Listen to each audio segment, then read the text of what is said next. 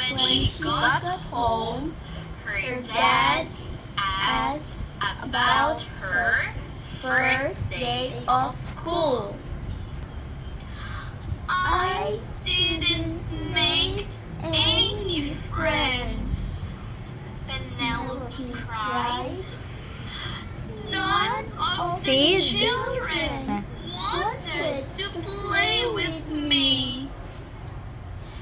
Penelope Rex, her father asked, "Did you eat your classmates?" "Well, maybe, sort of, just a little bit." "Sometimes it's hard to make friends," said her dad, "especially if you eat them.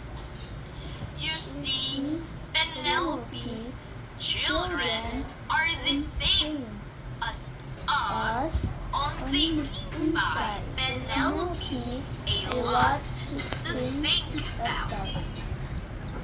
The next day, Penelope tried really hard.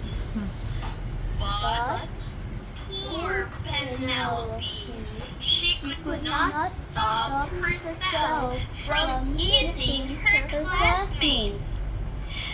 "Mrs. Noodleman, Penelope ate William Omoto again." And they were all afraid of her. Except Walter. Walter was a goldfish. So Penelope tried to make friends with him. "Will you be my friend?" "Chomp! Eee!" cried Penelope. "He's eating my finger!" "Wah!"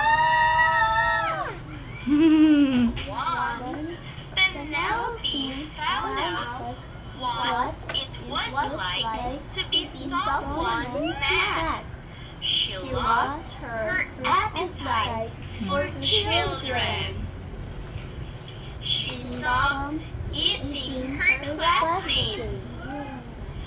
Even when Sissy Woodman spilled barbecue sauce all over herself. What is it? And soon Penelope made friends. "Found you. Want a brownie? I have made friends."